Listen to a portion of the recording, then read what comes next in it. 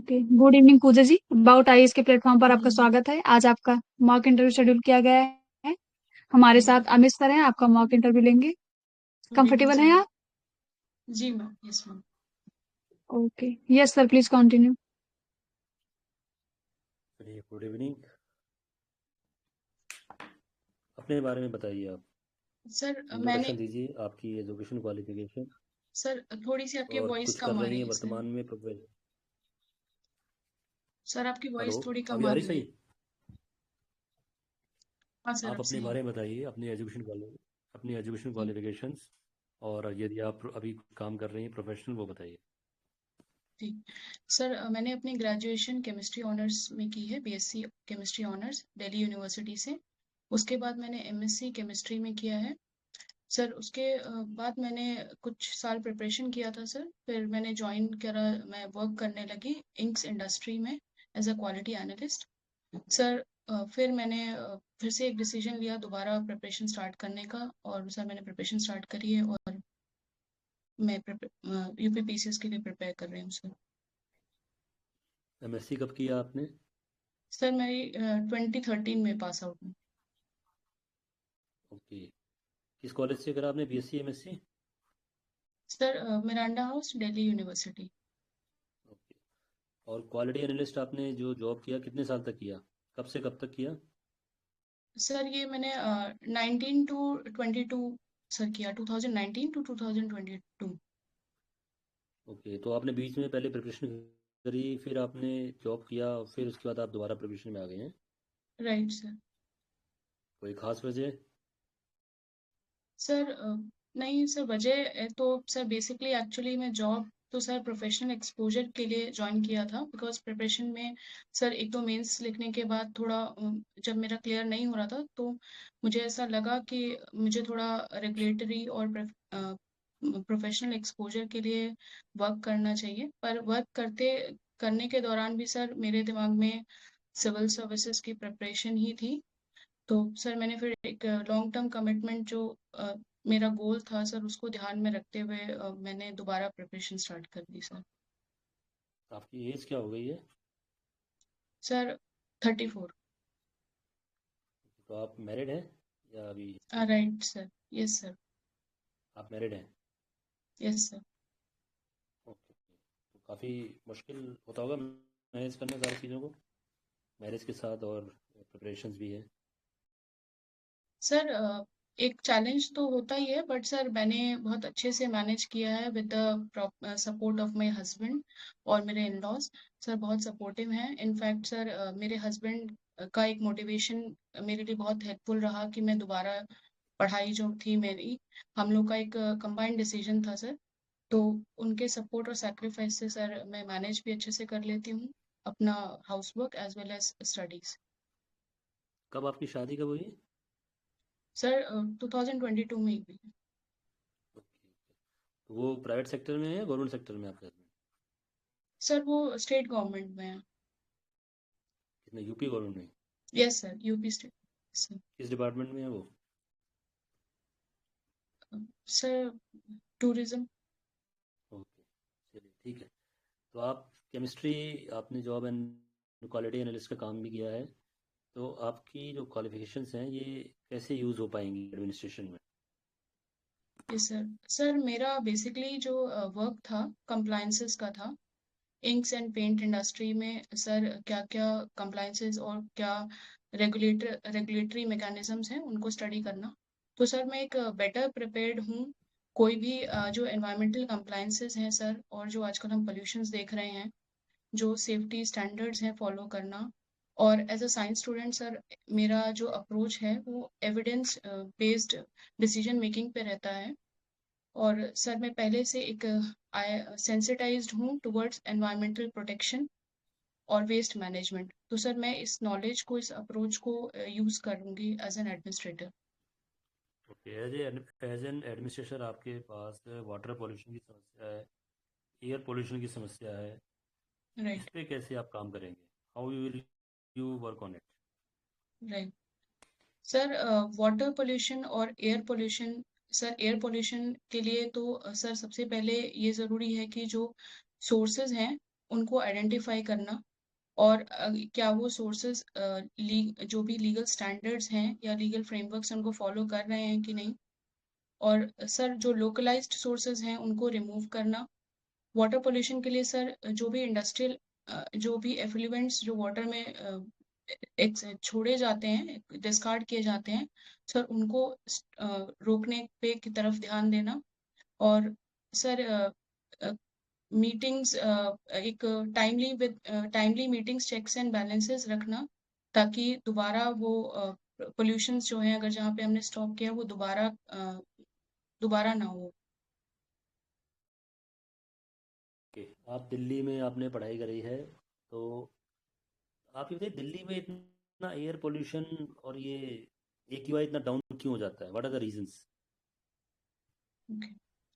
Sir basically ये जो winter season में जब air flow, water wind direction, जो विंड फ्लो थोड़ा सा स्लो डाउन होता है, and with excessive vehicular pollution, इसकी वजह से सर जो विंटर में सर नीचे कोल्ड एयर रहती है अर्थ के पास, सर वहाँ पे पार्टिकल्स जो होते हैं सस्पेंड हो जाते हैं, उनको मूव करना इजी नहीं होता है सर। और अगर वेस्टर्न डिस्टर्बेंसेस नहीं होती जिस तरीके से इस साल देखा गया था, तो बारिश और नहीं हुई, तो सर उसकी वजह से जो पोल्यूशन है वो ज़्यादा कंडेंस हो जाता है, और आसपास के एरियाज एनसीआर्स में जो इंडस्ट्रियल पोल्यूशन है वो भी उसको कंट्रीब्यूट करता है सर। अगर वो मैनेज होके वेस्ट जो है एयर में, जो सल्फर डाइऑक्साइड जो रिलीज होता है सर इंडस्ट्रीज में से, वो अगर मैनेज होकर नहीं हो रहा है, तो वो पोल्यूटेड सोर्स बन जाता है, पोल्यूशन का सोर्स बन जाता है।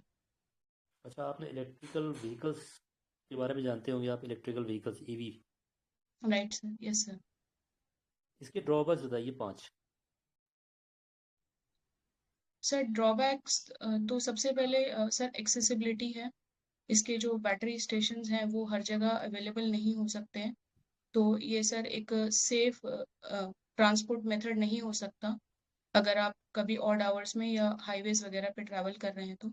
सेकेंडली सर इसमें जो मेटल आयंस यूज होते हैं सर, उसमें कभी रिएक्शन का ये रहता है कि रिएक्शंस की वजह से उसमें ब्लास्ट होने की प्रोबेबिलिटी रहती है, अगर सही से प्रॉपरली बैटरी नहीं हो तो।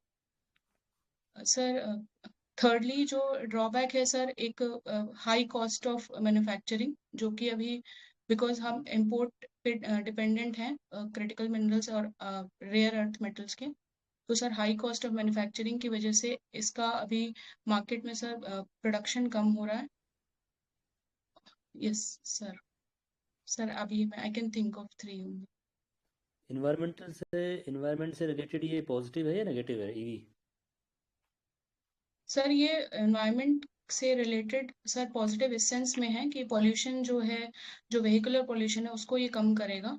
बट सर इसका जो मैनेजमेंट है, जो डिस्कार्डेड इलेक्ट्रॉन ईवी जो बैटरीज होती हैं, अगर उसका मैनेजमेंट, उसका स्टोरेज सही से नहीं होगा, तो वो एक तरीके से एनवायरमेंटल के लिए खतरा भी बन सकता है। अच्छा, जो इलेक्ट्रिसिटी प्रोड्यूस होती है इंडिया में, उसमें यस मेजर शेयर किस सोर्स से आता है? Sir, major share sir thermal source है, coal energy.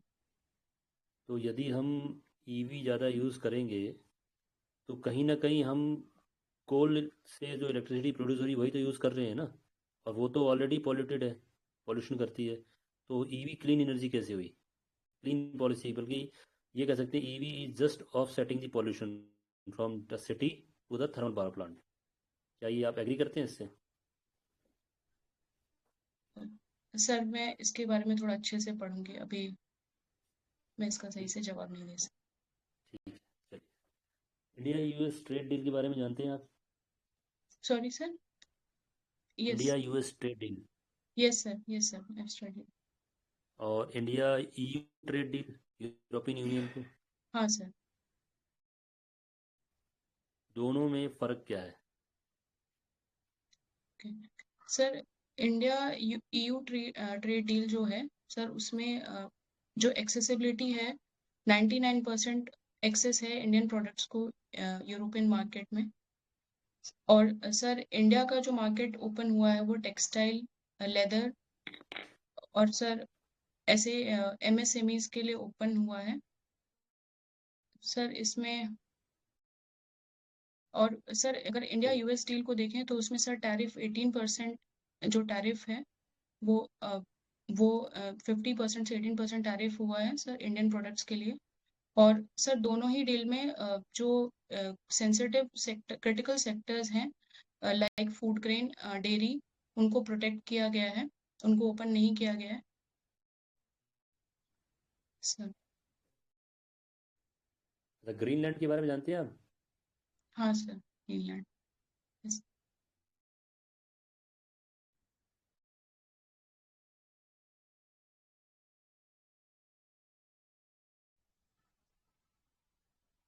Hello.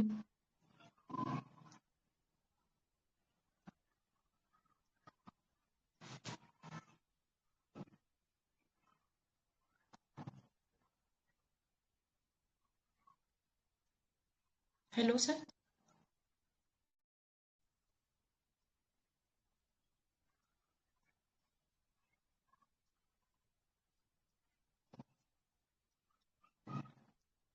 Yes ma'am, Greenland के बारे में बताइए।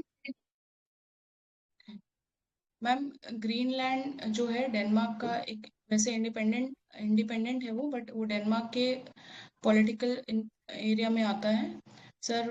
मैम वो यूएस और यूएस यूरोप के बीच में है आर्टिक सी में। द रीसेंट इशू ये रहा है कि यूएस ग्रीनलैंड पे कंट्रोल करना चाहता है, जिसका बेसिक ये रीजन है कि वहाँ पे आइस मेल्टिंग की वजह से विद आर्टिक आइस मेल्टिंग जो नॉर्थ सी रूट है वो ओपन हो रहा है, और जिससे कि जो ईस्ट एशिया और यूरोप का जो ट्रेड है रूट है उसको कंट्रोल करने के लिए डिफरेंट इकोनॉमी वर्ल्ड की जो इकोनॉमीज हैं वो चाह रही हैं, जैसे लाइक चाइना और यूएस, वो उस ट्रेड रूट को कंट्रोल करना चाह रहे हैं। तो कहीं ना कहीं ये रीजन है ग्रीनलैंड को कंट्रोल करने का यूएस का। ओके, तो क्या ये इंटरनेशनल लॉ के सिंक्रोनाइजेशन में है? इंटरनेशनल लॉ इस बात की परमिशन देता है?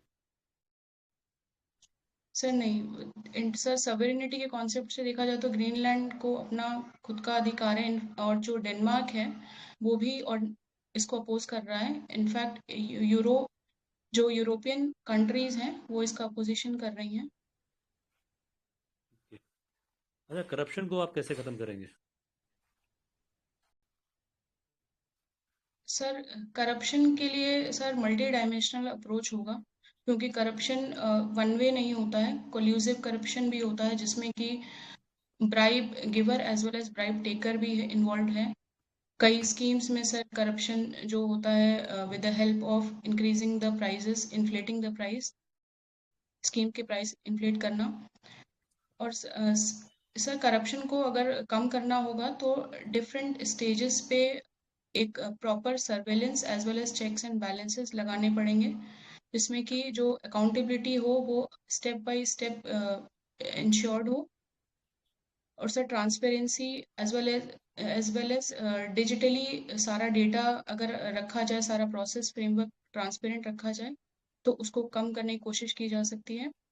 उसके साथ ही सर बिहेवियरल चेंज की भी ज़रूरत है। सिटीजन्स को अवेयरनेस प्रोग्राम्स के थ्रू ये समझाने की ज़रूरत है कि आपको किसी भी अपने एक नॉर्मल वर्क जो कि एक ड्यूटी है सिविल सर्वेंट की, उसको करने के लिए आपको पैसे देने की ज़रूरत नहीं है। आपका ये राइट है कि आप जिस काम के लिए अगर आप जा रहे हैं तो वो काम आपका होना आपका राइट है, बेस्ड ऑन द जो भी रूल्स हैं प्रॉपर उसको फॉलो करते हुए। तो सर ये कुछ मेथड्स हैं। सिटीजन चार्टर से आप क्या समझते हैं? सर सिटीजन चार्टर किसी भी ऑर्गेनाइजेशन का एक डिफरेंट जो एक एम होता है, क्या वो सर्विसेज प्रोवाइड कर रहा है, क्या क्या किस लॉ के तहत है सर वो बना है सर, और क्या क्या सर्विसेज प्रोवाइड होती हैं ये सारा मेंशन करना, और कैसे अप्रोच ग्रीवेंसेस के लिए किसको अप्रोच कर सकते हैं ये सब मेंशन होता है सर किसी भी इंस्टीट्यूशन के बाहर, जनरली फॉर पब्लिक पब्लिक के लिए लगाया जाता है। चलिए, ठीक है, आपका इंटरव्यू ओवर होता है। आपको कोई चीज़ पूछनी है? कोई क्वेश्चन है आपके? सर आप एक बार फीडबैक दे दीजिए। ओके। ठीक है, आप ज़्यादा टेंशन में लग रहे हैं, आप रिलैक्स रहिए। पहली बात तो ये मॉक है, थोड़ा सा रिलैक्स होकर बैठ जाओ आराम से, आप इतना कुछ वो नहीं है। और नॉर्मल वे में आप इंटरव्यू दीजिए। Yes sir. और आपने सारी चीज़ें बताई, इंडिया यूएस और इंडिया ईयू ट्रेड डील को भी आपने कोशिश करी बताने की। ठीक है, क्वेश्चन थोड़ा सा टफ था ये, नहीं भी बताते तो भी कोई बात नहीं थी। आप अपने, अगर आपसे बोर्ड मेंबर पूछते हैं आपके बारे में तो आपको जस्टिफाई करना पड़ेगा 2013 से लेके 2026 तक का टाइम। ठीक है। जी सर। हम्म। बिकॉज आप प्रिपरेशन कर रहे थे, अच्छी बात है। उसके बाद आप हम्म। जॉब में गए, जॉब का टेन्योर आपका थोड़ा बहुत आप आगे पीछे भी कर सकते हैं, कोई इतना नहीं है। और जी फिर सर। आप जब फर्दर आपकी जो पोस्ट मैरिज है उसमें आपको सपोर्ट मिला, आप उसको बोल सकते हैं। ठीक है, क्योंकि ये चीज़ पूछी जा सकती है आपसे कि आपने अगर बीएससी करा, एमएससी करा, that from Delhi University, it's great, तो yes. Why not corporate sector private job, and why to switch over to UPSC after so much time, 2013 से 2026 आ गया अब। Yes although sir. 2024 की भर्ती है, 23 में वैकेंसी बहुत कम थी।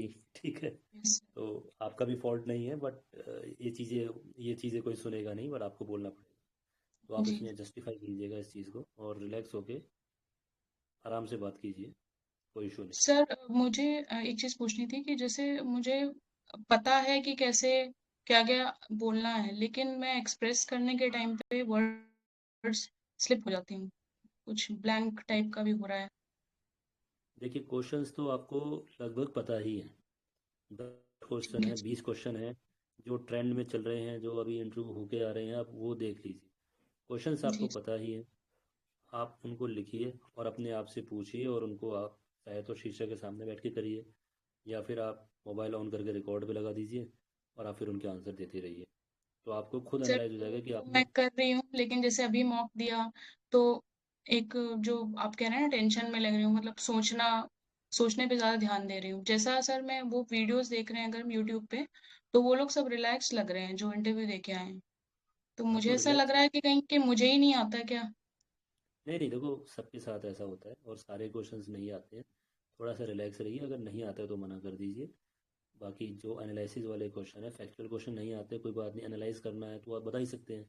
2 पॉइंट राइट। 3 पॉइंट बता दीजिए, जितने आते हैं आप उतने बताइए। रिलैक्स होकर रहिए, आपका टेस्ट ऑफ नॉलेज नहीं है ये, it's a test of personality, how you answer the question, how you didn't answer the question. ठीक है, ठीक। आंसर देने से ज़्यादा ज़रूरी है किन क्वेश्चनों का आपने आंसर नहीं दिया है, वो कैसे नहीं दिया है, वो आपने कैसे हैंडल किया है। वो चीज़, इसको आंसर आता है वो तो फटाफट बता ही देगा। ठीक है, जी। लेकिन इसको नहीं आता, उसने कैसे नहीं बताया है, वो ज़्यादा मैटर करेगा आपको। ठीक है, जी तो सर। रिलैक्स रहिए, इतनी टेंशन में मत लीजिए आप। डोंट टेक प्रेशर की स्ट्रेस है, रिलैक्स वे में जाइए। मेंस हो ही गया आपका, टेस्ट ऑफ नॉलेज हो चुका है, जी बस सर। यही है। ठीक है सर। ठीक है, ओके। ठीक है। Thank you. Thank you ma'am.